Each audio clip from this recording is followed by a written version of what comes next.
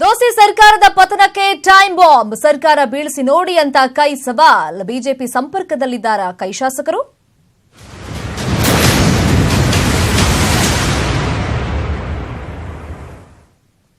ಇನ್ನು 24 ಗಂಟೆಯಲ್ಲಿ ಮೈತ್ರಿ ಸರ್ಕಾರ ಉರುಳಲಿದೆ ಅಂತ ಬಿಜೆಪಿ ಮುಖಂಡ ಉಮೇಶ್ ಕತ್ತಿ ಹೇಳಿಕೆಗೆ ದಿನೇಶ್ ಗುಂಡೂರಾವ್ ತಿರುಗೇಟನ್ನ ಕೊಟ್ಟಿದ್ದಾರೆ.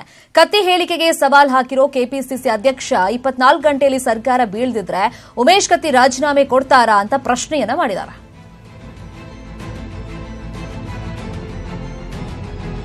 24 ಗಂಟೆಗಳ ಸರ್ಕಾರ ಮನೆಗೆ 24 ಗಂಟೆಗಳ ಸರ್ಕಾರ ಮನೆಗೆ 24 ಗಂಟೆಗಳ ಸರ್ಕಾರ ಮನೆಗೆ ಜನ ಅತೃಪ್ತ ಶಾಸಕರು ನಿಮ್ಮ ಸಂಪರ್ಕದಲ್ಲಿದ್ದಾರೆ ಸರ್? 15 ಜನ ನನ್ನ ಸಂಪರ್ಕದಲ್ಲಿದ್ದಾರೆ. ಅವ್ರ ಹೆಸರುಗಳು ಹೇಳಕ್ ಸಾಧ್ಯ ಇಲ್ಲ, ಅದನ್ನ ಪ್ರಸಂಗ ಬಂದಾಗ ಹೇಳ್ತೀವಿ. ಕಾಂಗ್ರೆಸ್ ನಲ್ಲಿ ಜೆಡಿಎಸ್ ನಲ್ಲಿ ಏನು ಮನನೊಂದು ಬರ್ತಾ ಇದ್ದಾರೆ ಅವ್ರು ಸ್ವಾಗತಿಸ್ತೀವಿ. ಅವ್ರು ಬಂದ್ರೆ ನಮ್ಮ ಪಕ್ಷಕ್ಕೆ ತಗೊಂಡು ಸರ್ಕಾರವನ್ನು ರಚನೆ ಹೋದ್ರೆ ತಾವು ದಯವಿಟ್ಟು ರಾಜೀನಾಮೆ ಕೊಟ್ಬಿಟ್ಟು ಹೊರಗೆ ಬನ್ನಿ. ಈ ರೀತಿಯಾದಂಥ ಹೇಳಿಕೆಗಳನ್ನು ಕೊಡ್ತಕ್ಕಂಥದ್ದನ್ನ ತಾವು ನಿಲ್ಲಿಸಿ. ಸುಮ್ಮನೆ ಜನರ ಮಧ್ಯೆ ಗೊಂದಲ ಸೃಷ್ಟಿ ಮಾಡುವಂಥದ್ದು ಅಗತ್ಯ ಇಲ್ಲ, ಏನೂ ಆಗೋದಿಲ್ಲ. ಆದ್ದರಿಂದ ಇಂಥ ಒಂದು ಕಪೋಕಲ್ಪಿತ ಹೇಳಿಕೆಗಳಿಗೆ ಉತ್ತರ ಕೊಡ್ತಕ್ಕಂಥ ಅವಶ್ಯಕತೆ ಇಲ್ಲ. ಅಷ್ಟೇ ಹೇಳಿದ್ನಲ್ಲ ನಾನು. ಅವರು ಆಗದೆ ಹೋದ್ರೆ ರಾಜೀನಾಮೆ ಕೊಡ್ಲಿ ಉಮೇಶ್ ಕತ್ತಿ ಅವರು, ತಾಕತ್ತಿದ್ರೆ. ಸುಮ್ಮನೆ ಈ ಥರ ಎಲ್ಲ ಆಧಾರರಹಿತವಾದಂಥ ಮಾತುಗಳನ್ನು ಆಡಬಾರ್ದು. ಅವರು ಸೀನಿಯರ್ ಶಾಸಕರು, ಅವರ ಸಹೋದರ MP ಕೂಡ ಆಗಿದ್ರು. ಸುಮ್ಮನೆ ಹುಚ್ಚುಚ್ಚಾಗಿ ಮಾತಾಡಿದ್ರೆ ಸರಿಯಲ್ಲ. ಅದು ಅವ್ರ ಸವಾಲಾಗ್ತೀನಿ ನಾನು. ನೀವು ಹೇಳಬೇಕಾಗಿರ್ತಕ್ಕಂಥ ಮಾತಿಗೆ ಏನಾದರೂ ನಿಮ್ಮಲ್ಲಿ ಆಧಾರಗಳಿದ್ರೆ ಅದನ್ನು ಸ್ಪಷ್ಟವಾಗಿ ಹೇಳಿ. 24 ಗಂಟೆ ಯಾಕೆ ಈಗಲೇ ಸರ್ಕಾರ ಬಿದ್ದೋಗುತ್ತೆ ಅಂತ ಹೇಳಬೇಕಾಗಿತ್ತು ನೀವು. ಅದು ಉಮೇಶ್ ಕತ್ತಿ ಅವರೇ, 24 ಗಂಟೆ ಸರ್ಕಾರ ಬೀಳದೆ ಹೋದರೆ ದಯವಿಟ್ಟು ತಮ್ಮ ಒಂದು ಮಾತನ್ನು ಉಳಿಸ್ಕೊಳ್ತಕ್ಕಂಥ ಆಗದೆ ಹೋದರೆ ತಾವು ದಯವಿಟ್ಟು ರಾಜೀನಾಮೆ ಕೊಟ್ಬಿಟ್ಟು ಹೊರಗೆ ಬನ್ನಿ. ಈ ರೀತಿಯಾದಂಥ ಹೇಳಿಕೆಗಳನ್ನು ಕೊಡ್ತಕ್ಕಂಥದ್ದನ್ನು ತಾವು ನಿಲ್ಲಿಸಿ. ಸುಮ್ಮನೆ ಜನರ ಮಧ್ಯೆ ಗೊಂದಲ ಸೃಷ್ಟಿ ಮಾಡುವಂಥದ್ದು ಅಗತ್ಯ ಇಲ್ಲ, ಏನೂ ಆಗೋದಿಲ್ಲ. ಆದ್ದರಿಂದ ಇಂಥ ಒಂದು ಕಪೋಕಲ್ಪಿತ ಹೇಳಿಕೆಗಳಿಗೆ ಉತ್ತರ ಕೊಡ್ತಕ್ಕಂಥ ಅವಶ್ಯಕತೆ ಇಲ್ಲ. ಅಷ್ಟೇ ಹೇಳಿದ್ನಲ್ಲ ನಾನು. ಅವರು ಆಗದೆ ಹೋದ್ರೆ ರಾಜೀನಾಮೆ ಕೊಡ್ಲಿ ಉಮೇಶ್ ಕತ್ತಿ ಅವರು, ತಾಕತ್ತಿದ್ರೆ.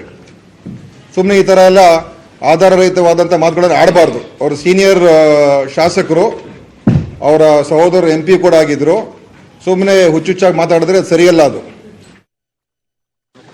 24 ಗಂಟೆಗಳ ಸರ್ಕಾರ ಮನೆಗೆ 24 ಗಂಟೆಗಳ ಸರ್ಕಾರ ಮನೆಗೆ ಜನ ಅತೃಪ್ತ ಶಾಸಕರು ನಿಮ್ಮ ಸಂಪರ್ಕದಲ್ಲಿದ್ದಾರೆ ಸರ್? 15 ಜನ ನನ್ನ ಸಂಪರ್ಕದಲ್ಲಿದ್ದಾರೆ.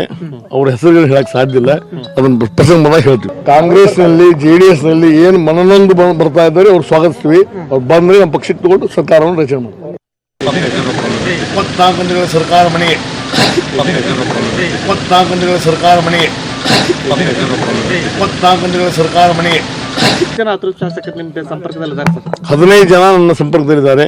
ಅವ್ರ ಹೆಸರುಗಳು ಹೇಳಕ್ ಸಾಧ್ಯ ಇಲ್ಲ, ಅದನ್ನ ಪ್ರಸಂಗ ಬಂದಾಗ ಹೇಳ್ತೀವಿ. ಕಾಂಗ್ರೆಸ್ ನಲ್ಲಿ ಜೆಡಿಎಸ್ ನಲ್ಲಿ ಏನು ಮನನೊಂದು ಬರ್ತಾ ಇದ್ದಾರೆ ಅವ್ರು ಸ್ವಾಗತಿಸ್ತೀವಿ. ಅವ್ರು ಬಂದ್ರೆ ನಮ್ಮ ಪಕ್ಷಕ್ಕೆ ತಗೊಂಡು ಸರ್ಕಾರವನ್ನು ರಚನೆ ಮಾಡ್ತೀವಿ. ಸಂಪುಟ ಪುನರಚನೆ ಬಳಿಕ ಕಾಂಗ್ರೆಸ್ನಲ್ಲಿ ರಮೇಶ್ ಜಾರಕಿಹೊಳಿ ರೆಬಲ್ ಆಗಿದ್ದಾರೆ. ಈ ಬೆನ್ನಲ್ಲೇ 24 ಗಂಟೆಯಲ್ಲಿ ಸರ್ಕಾರ ಉರುಳುತ್ತೆ ಅಂತ ಬಿಜೆಪಿ ನಾಯಕ ಉಮೇಶ್ ಕತ್ತಿ ಟೈಮ್ ಬಾಂಬ್ ಹಾಕಿದ್ದಾರೆ. ಇನ್ನು ರಮೇಶ್ ಜಾರಕಿಹೊಳಿ ವಿರುದ್ಧ 4 ದಿನದ ಡೆಡ್ ಲೈನ್ ಕೂಡ 24 ಗಂಟೆಯಲ್ಲಿ ಮುಗಿತಾ ಇದ್ದು ಉಮೇಶ್ ಕತ್ತಿ ಹೇಳಿಕೆಗೆ ಬಲ ಬಂದಂತಾಗಿದೆ.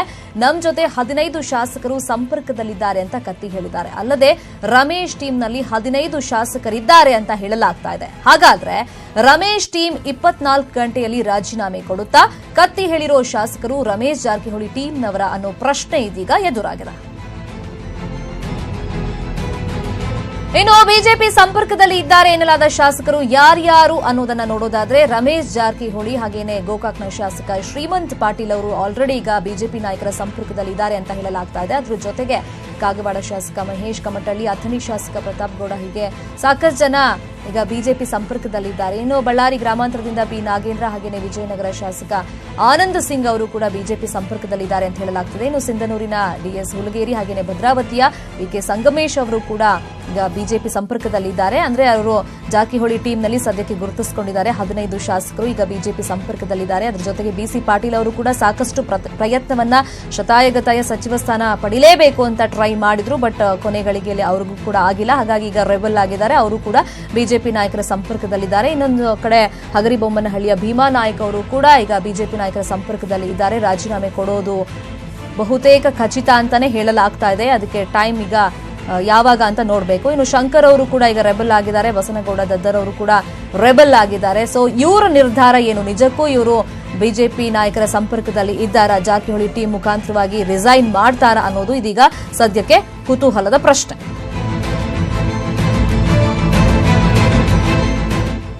ಈ ಬಗ್ಗೆ ಮತ್ತಷ್ಟು ಇನ್ಫಾರ್ಮೇಶನ್ ಕೊಡ್ತಾರೆ ನ್ಯೂಸ್ ರೂಮ್ ಇಂದ ನೇರ ಸಂಪರ್ಕದಲ್ಲಿ ಜಾಯ್ನ್ ಆಗಿರುವಂತ ನಮ್ಮ ರಿಪೋರ್ಟರ್ ಚಿದಾನಂದ್ ಪಟೇಲ್. ಚಿದಾನಂದ್ ಪಟೇಲ್, ಒಂದ್ ಕಡೆ ಉಮೇಶ್ ಕತ್ತಿ ಕೊಟ್ಟಿರುವಂತ ಇವತ್ತಿನ ಸ್ಟೇಟ್ಮೆಂಟ್ಗೂ ಮೊನ್ನೆ ರಮೇಶ್ ಜಾರಕಿಹೊಳಿ ಅವರು ಕೊಟ್ಟಂತ ಸ್ಟೇಟ್ಮೆಂಟ್ಗೂ ಈಗ ತಾಳೆ ಆಗ್ತಾ ಇದೆ. ಕಾಕತಾಳಿಯನೋ ಅಥವಾ ನಿಜಕ್ಕೂ ಪ್ಲಾನಿಂಗ್ ಅನ್ನ ಮಾಡೇ ಈ ನಾಯಕರು ಬಹಿರಂಗವಾಗಿ ಮಾಧ್ಯಮದ ಮುಂದೆ ಹೇಳಿಕೆ ಕೊಟ್ಟಿದ್ದಾರೆ ಗೊತ್ತಿಲ್ಲ. ಬಟ್ ಚರ್ಚೆ ಅಂತೂ ನಡೀತಾ ಇದೆ ಈಗ ಎರಡೂ ಕೂಡ ತಾಳೆ ಆಗ್ತಿರೋದ್ರಿಂದ. ಹಾಗಾದ್ರೆ ಯಾರ 15 ಶಾಸಕರು ಏನ್ ಪ್ಲಾನಿಂಗ್ ಅಲ್ಲಿ ಇದ್ದಾರೆ? ಶರ್ಮಿತಾ ಶೆಟ್ಟಿ, ಸರ್ಕಾರ ಪತನವಾಗಬೇಕಾದ್ರೆ 16 ಜನ ಅಂದ್ರೆ ಪಕ್ಷೇತರ ಶಾಸಕರನ್ನು ಹೊರತುಪಡಿಸಿ 16 ಶಾಸಕರು ಏಕಕಾಲದಲ್ಲಿ ರಾಜೀನಾಮೆ ಕೊಡಬೇಕು ಮತ್ತು ಆ ರಾಜೀನಾಮೆ ಅಂಗೀಕಾರ ಆಗಬೇಕು. ಆದರೆ ರಾಜೀನಾಮೆ ಅಂಗೀಕಾರ ಮಾಡುವಂತವರು ಸ್ಪೀಕರ್ ಅವರು. ಆದರೆ ಸ್ಪೀಕರ್ ಅವರು ಅವ್ರು ಕೊಟ್ಟಂತ ರಾಜೀನಾಮೆನ ಎಷ್ಟು ದಿನ ಬೇಕಾದ್ರೂ ತಡೆ ಹಿಡಿಯೋ ಅವರಿಗೆ ಅಧಿಕಾರ ಕೂಡ ಇರುವಂತದ್ದು. ಇದರ ಬೆನ್ನಲ್ಲೇ ಬಿಜೆಪಿ ಕೂಡ ಕಳೆದ ಡಿಸೆಂಬರ್ 21ರ ರಾತ್ರಿಯಿಂದಲೇ ಕಾಂಗ್ರೆಸ್ನ 12 ಶಾಸಕರನ್ನ ನಿರಂತರ ಸಂಪರ್ಕದಲ್ಲಿರುವಂತದ್ದು. ಜೊತೆಗೆ 2 ಜನ ಪಕ್ಷೇತರ ಶಾಸಕರು ಕೂಡ ಈಗಾಗಲೇ ಗ್ರೀನ್ ಸಿಗ್ನಲ್ ಕೊಟ್ಟಿರುವಂತದ್ದು. 12 ಶಾಸಕರಲ್ಲಿ ಕಾಂಗ್ರೆಸ್ನ 7 ಶಾಸಕರು ಮಾತ್ರ ರಾಜೀನಾಮೆಗೆ ಸಿದ್ಧರಾಗಿರುವಂತದ್ದು. ಉಳಿದಂತ 7 ಜನ ಶಾಸಕರುಗಳು ಕೂಡ ಎಲ್ಲ ಒಂದ್ ಕಡೆ ಅವರು ಹಿಂದೇಟು ಆಗ್ತಿರುವಂತದ್ದು. ಲೋಕಸಭೆ ಚುನಾವಣೆ ಇರುವಂತದ್ದು. ಒಂದ್ ಕಡೆ BC ಪಾಟೀಲ್ ರವರು ತನ್ನ ಪುತ್ರಿಯ ಮದುವೆ ಇದೆ, ಹಾಗಾಗಿ ನನಗೆ ಸಮಯ ಬೇಕಂತ ಕೇಳಿರುವಂತದ್ದು. ಮತ್ತೊಂದು ಕಡೆ ಭೀಮನಾಯಕ್ ಕೂಡ ಸಿದ್ದರಾಮಯ್ಯ ಜೊತೆ ಮಾತುಕತೆ ನಡೆಸಿದ ಮೇಲೆ ರಾಜೀನಾಮೆ ಕೊಡಲು ಮೀನಮೇಷ ಎಣಿಸಿರುವಂತದ್ದು. ಈ ಎಲ್ಲದರ ನಡುವೆ ಕೂಡ ನಾಗೇಂದ್ರ ಕೂಡ ಸ್ವಲ್ಪ ದಿನ ಕಾದು ನೋಡುವಂತ ಹೇಳಿಕೆಯನ್ನು ಕೊಟ್ಟಿರುವಂತದ್ದು. ಹಾಗಾಗಿ ಬಿಜೆಪಿಗೆ ಈಗ 15 ಶಾಸಕರ ಜೊತೆ ನಿರಂತರ ಸಂಪರ್ಕದಲ್ಲಿರುವಂತದ್ದು. ಅದರಲ್ಲಿ 2 ಜನ ಪಕ್ಷೇತರು ಕೂಡ ಸೇರ್ತಾರೆ. ಆ 15 ಶಾಸಕರಲ್ಲಿ 13 ಜನ ಶಾಸಕರು ರಾಜೀನಾಮೆ ಕೊಡುವ ಸಂಬಂಧಪಟ್ಟ ಹಾಗೆ ಈಗ ಹಿಂದೇಟು ಆಗ್ತಿರುವಂತದ್ದು. ಈ ಒಂದು ವಿಚಾರವನ್ನು ಇಟ್ಕೊಂಡು ಉಮೇಶ್ ಕತ್ತಿ ಅವರು ಈ 15 ಶಾಸಕರ ಸಂಪರ್ಕದಲ್ಲಿ ಇರುವುದನ್ನು ಇಟ್ಕೊಂಡು ಸರ್ಕಾರ ಪತನವಾಗುತ್ತೆ, 24 ಗಂಟೆ ಒಳಗಡೆ ಪತನ ಆಗುತ್ತೆ ಎಂಬ ಹೇಳಿಕೆಯನ್ನು ಕೊಟ್ಟಿದ್ದಾರೆ. ಆದರೆ ಬಿಜೆಪಿ ನಿರಂತರವಾಗಿ ಅತೃಪ್ತ ಮತ್ತು ಅಸಮಾಧಾನಿತ ಸಚಿವಾಕಾಂಕ್ಷಿ ಯಾರೆಲ್ಲ ಇದ್ರು ಆ ಎಲ್ಲ ಶಾಸಕರ ಸಂಪರ್ಕಕ್ಕೆ ಪ್ರಯತ್ನ ಮಾಡಿರುವಂಥದ್ದು. JDSನ ಶಾಸಕರನ್ನು ಕೂಡ ಸಂಪರ್ಕಕ್ಕೆ ಕೈ ಹಾಕಿರುವಂಥದ್ದು. ಅದರಲ್ಲಿ ಪ್ರಮುಖವಾಗಿ ಮಾನ್ವಿ ಶಾಸಕ ರಾಜ ವೆಂಕಟಪ್ಪ ನಾಯಕರ ಜೊತೆ ಈಗಾಗಲೇ ಬಿಜೆಪಿಯ ನಾಯಕರು ನಿರಂತರ ಸಂಪರ್ಕದಲ್ಲಿರುವಂಥದ್ದು. ಈಗಾಗಲೇ ಬಿಜೆಪಿಯ ಪ್ರಮುಖ ನಾಯಕರುಗಳೇ ಅವರಿಗೆ ರಾಜೀನಾಮೆ ಕೊಡಲು ಒತ್ತಡ ಏರ್ತಿರುವಂಥದ್ದು.